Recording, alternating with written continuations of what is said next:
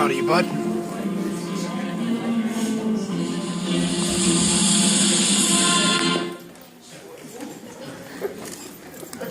Please stand for the Pledge of Allegiance. I pledge allegiance to the flag of the United States of America and to the republic of which it stands, one nation, under God, indivisible, with liberty and justice for all.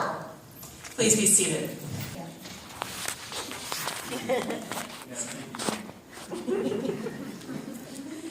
You may have noticed that a number of the pictures in the opening slideshow are of students with paper and their writing.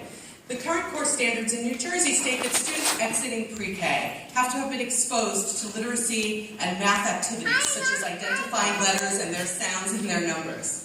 Though they do not have to have